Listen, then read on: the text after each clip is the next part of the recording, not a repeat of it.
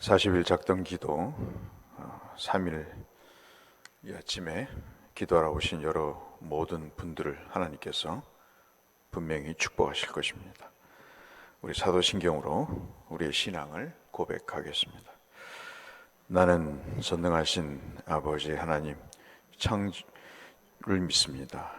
나는 그의 유일하신 아들 우리 주 예수 그리스도를 믿습니다.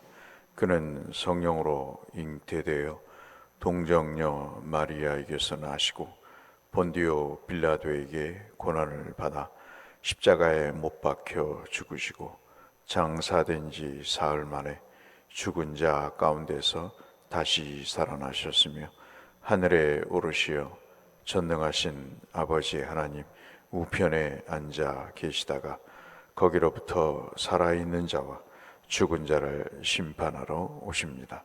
나는 성령을 믿으며 거룩한 공교회와 성도의 교제와 죄를 용서받는 것과 몸의 부활과 영생을 믿습니다. 아멘. 187장.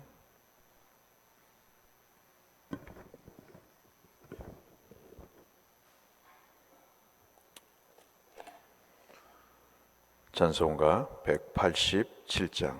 비둘기같이 온유한. 비둘기같이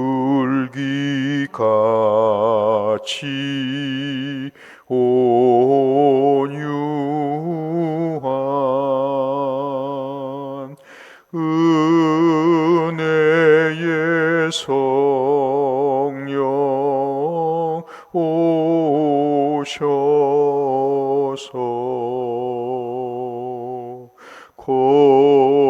거친 맘 어루만시사 위로와 평화 주소서. 진리의 빛을 비추사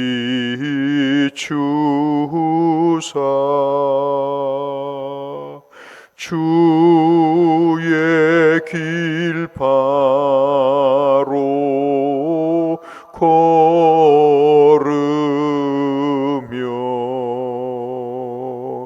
주님을 옆에 모시고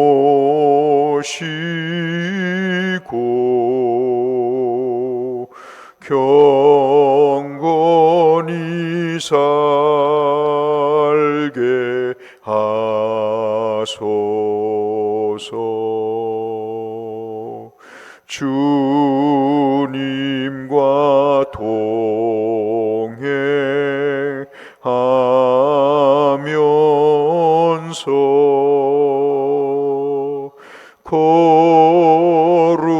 거룩한 길로 행하며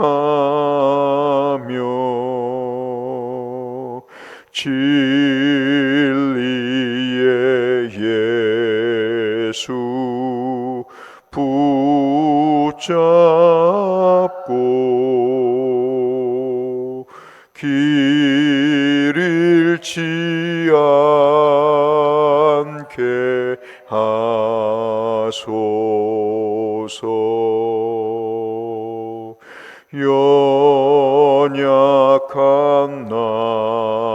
나를 도우사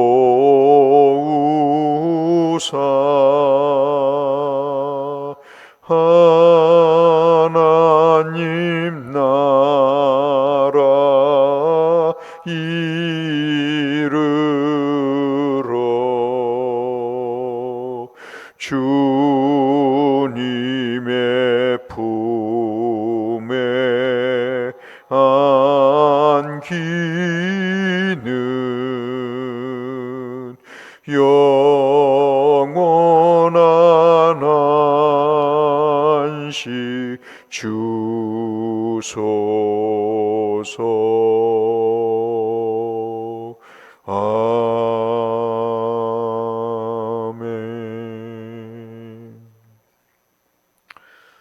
어제도 말씀드린 대로 팔복이 끝날 때까지는 마태복음 5장 3절에서 10절 말씀을 계속해서 매일마다 반복해서 읽도록 한다는 말씀을 드렸는데, 오늘도 역시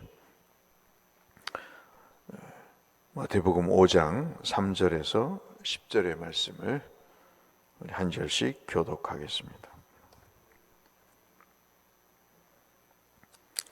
마태복음 5장 3절에서 10절의 말씀,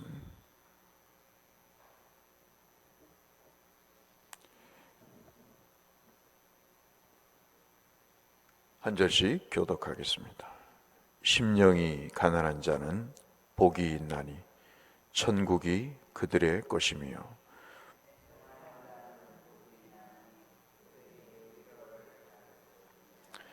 온유한 자는 복이 있나니 그들이 땅을 기업으로 받을 것이며,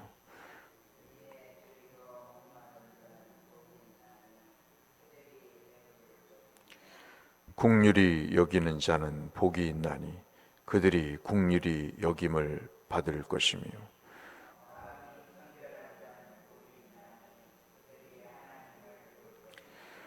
화평하게 하는 자는 복이 있나니 그들이 하나님의 아들이라 일컬음을 받을 것이며,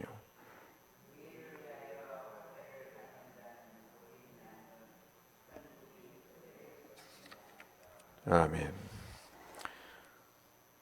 여러분, 코팅해드린 코팅 중에 오늘은 세 번째 날 온유에 대해서 말씀을 드립니다. 온유의 가장 큰 핵심은 바로 이 겸손에 관한 내용입니다.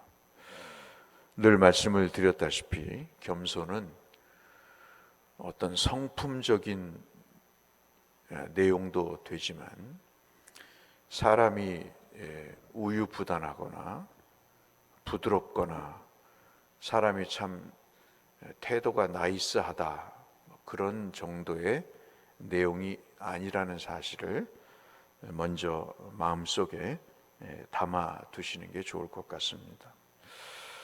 이 온유라고 하는 말은 지금 우리가 8복 중에서 8개의 복 중에 첫 번째 복부터 시작해서 네 번째 복에 해당이 됩니다.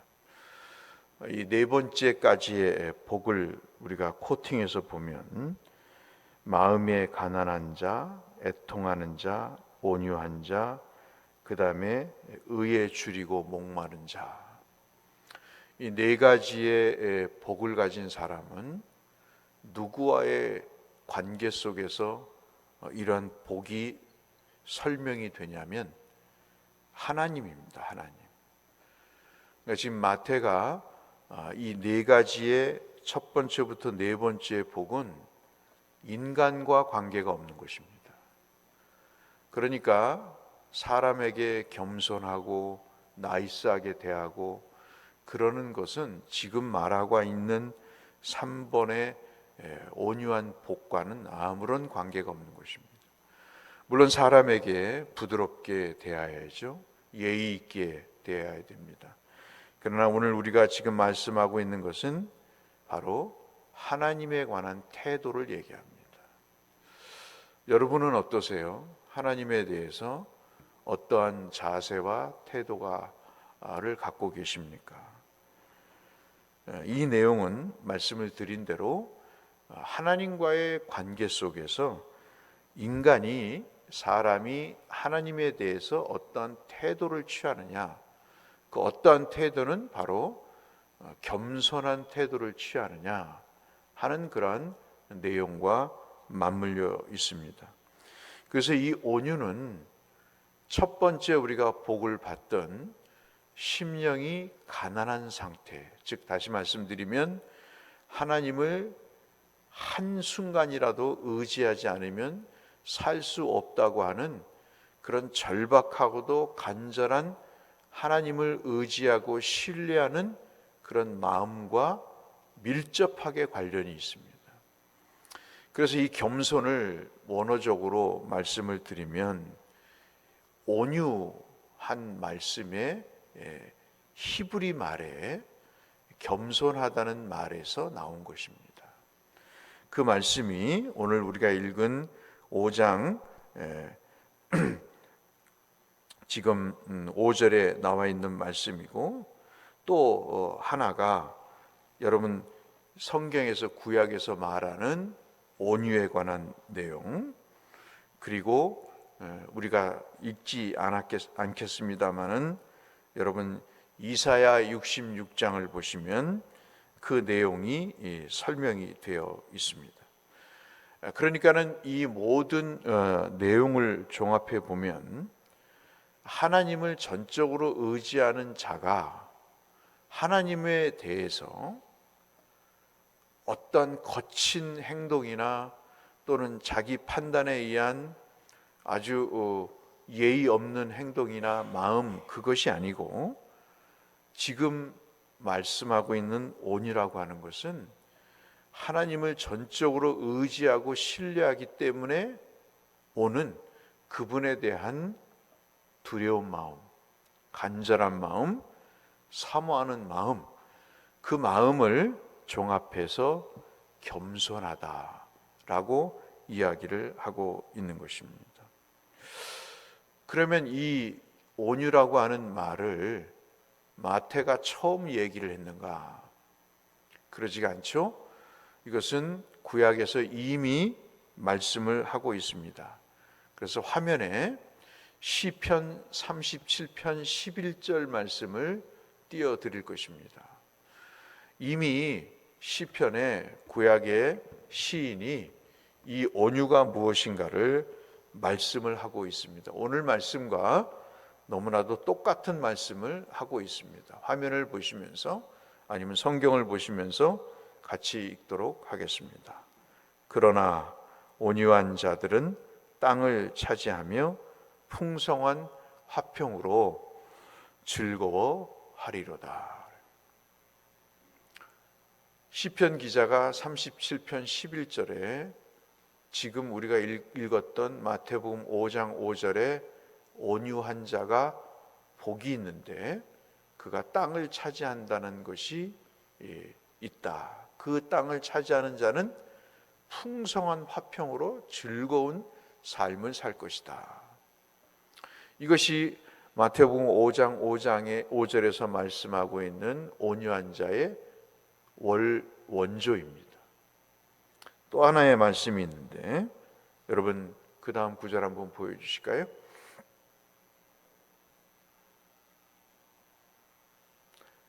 이사야 61장 7절의 말씀 역시 같이 읽어보도록 하겠습니다.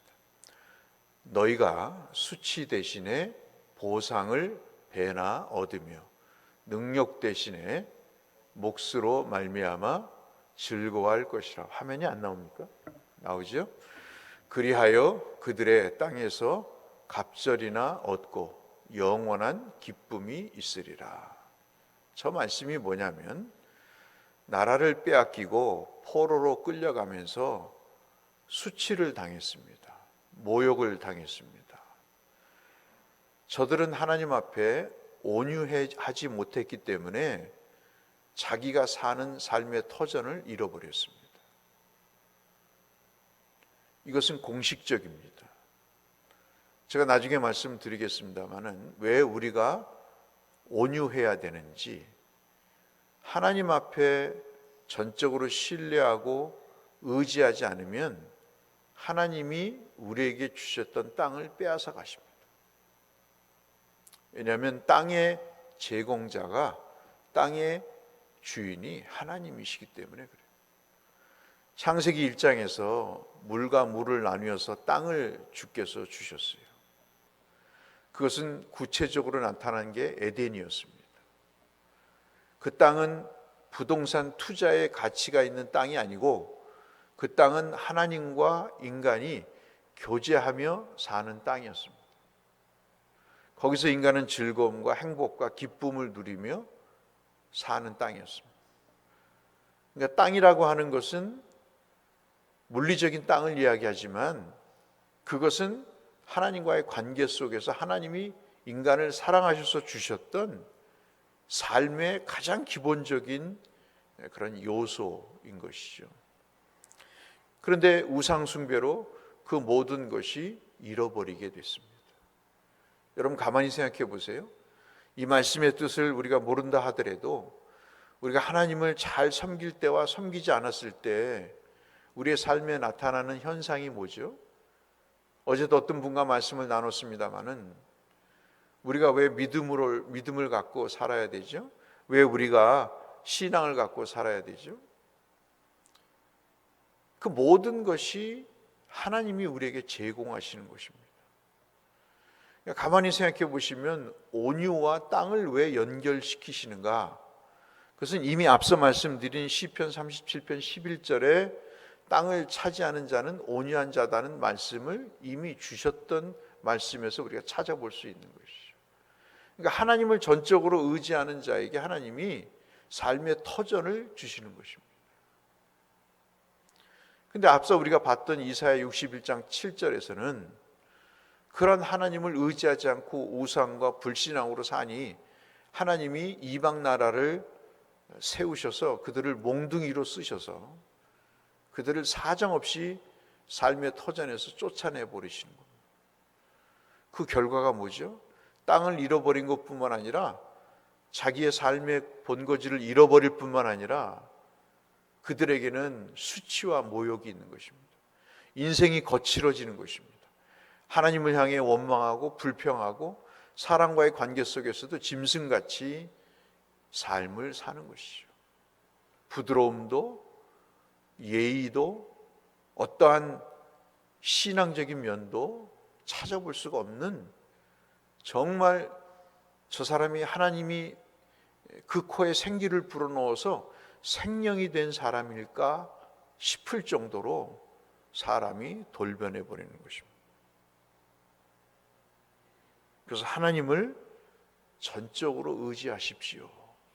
그것이 바로 당신이 이 땅에서 평안과 행복을 누리는 첩경입니다. 천국의 시민, 하늘나라의 백성은 적어도 하나님에 대해서는 전적으로 의지하고 신뢰하는 겸손한 삶을 살 때 하나님께서 땅이라고 하는 삶에 행복을 주십니다. 지금 그 얘기가 마태복음 5장 5절의 내용입니다. 여러분 민수기 12장 3절에 그 대표적인 구약에서의 온유한 자를 모세라고 말씀하시잖아요. 그 사람이 성질이 없었습니까? 그렇지 않아요. 저는 왜 성경을 이런 식으로 해석을 하는지 참 어떤 때 설교를 들어보면 안타깝습니다.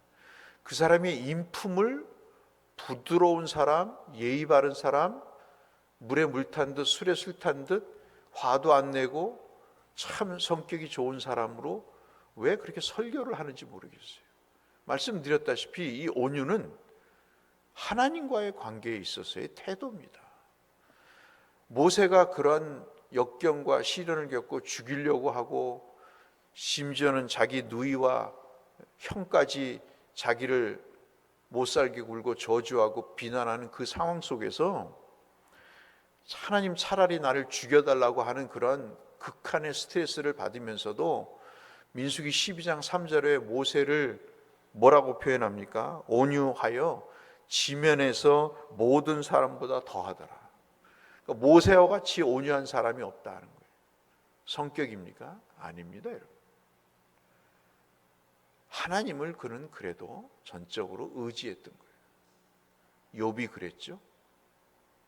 이것은 하나님을 신뢰하는 자만이 욕을 하고 돌로 치고 죽이려고 하고 모욕을 하고 정말 비상식적인 상황이 도래를 해도 그것을 이겨낼 수 있는 그 힘은 하나님이 살아계시고 하나님이 이 모든 일에 주권자가 되셔서 이 백성들을 이 광야에서 인도하실 것이라고 하는, 금송아지 사건이 있어도 물이 없다고 반역하고 먹을 것이 없다고 징징 짜고 화를 내고 분노하는 그 백성들 모습을 보면서도 이겨낼 수 있었던 것은 이들을 이끄는 것은 내가 아니라 하나님이라는 사실을 알기 때문에 그런 온유한 사람이었던 거죠.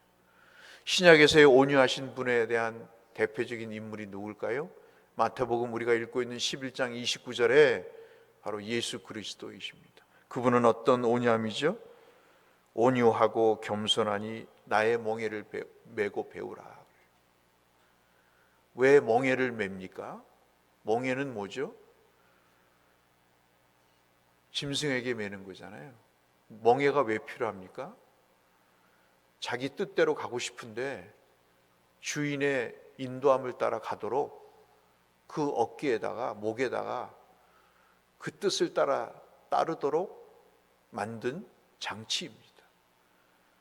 주님이 멍에를 매셨어요? 순종의 십자가의 멍에를 매셨다고요? 자기 부인의 멍에를 매셨다고요? 그렇기 때문에 그 양반이 온유하고 겸손한 것입니다. 왜 마태가 11장 29절에 온유를 얘기하면서 이 겸손을 얘기할까요? 예수 그리스도가 그렇게 멍에를 맨 짐승처럼 고난의 십자가가 있어도 하나님의 뜻에 따르기 위해서 자기 스스로 순종과 하나님 앞에 의지와 그리고 전적으로 신뢰하는 삶을 사셨다는 표현을 저렇게 하고 있는 것입니다. 거기에 주어진 게 뭐죠? 우리의 구원입니다. 그게 땅이에요. 여러분, 이 땅에서 부동산을 갖고 살면은 얼마나 사시겠어요? 여러분에게 땅은 뭡니까? 하나님을 전적으로 의지해서 여러분에게 주시는 땅이 있어야 되잖아요. 저는 그 말씀을 드리고 싶은 거예요. 그것이 어떤 사람에겐 내적인 평안이 있을 수 있고 어떤 사람에겐 진짜 땅일 수도 있습니다. 어떤 사람에게는 그것이 여러 인생의 복일 수 있어요. 그러나 기억하십시오. 그 땅은 하나님이 주시는 겁니다. 내가 만드는 게 아니에요. 그러니 애저녁에 이 땅에 땅을 얻어서 살기를 바라는 세상 사람들과 같이 살 거면 예수 믿지 못하는 거예요. 오늘 마태복음 5장 5절에 온유한 자는 복이 있나니 그들이 땅을 기업으로 받을 것이다. 우린 이미 받았죠? 제가 말씀드렸잖아요. 8복 중에 첫 번째 복과 마지막 복은 현실에서 주어지는 거고 두 번째 복부터 시작해서 일곱 번째 복은 미래에 주어질 것이다. 이 땅은 어떤 땅이죠? 하늘나라입니다. 하늘나라. 우리는, 저와 여러분은 하늘나라를 이미 주께서 온유한 자로 살게 하셔서 이미 주신 거예요.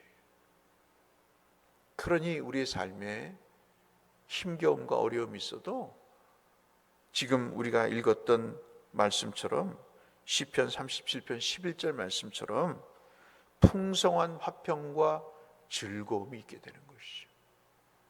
사랑하는 성도 여러분, 이왕 40일 작전 기도를 하시면서 오늘도 간절하게 한번 기도해 보시죠.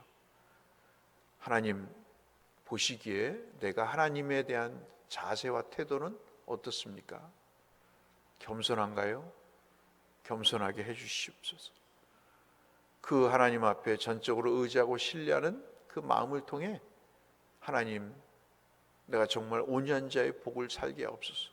모세처럼, 주님처럼 그렇게 주님을 위해 살면서 제 마음속에 화평과 풍성한 즐거움이 있게 해달라고 기도하셔서 그 복을 받아 누리시는 모든 성도님들 되시기를 이 말씀을 빌어 주의 이름으로 축원합니다. 거룩하신 아버지여, 이 세상에는 참 거친 사람이 있고 참 믿음의 사람이 있습니다.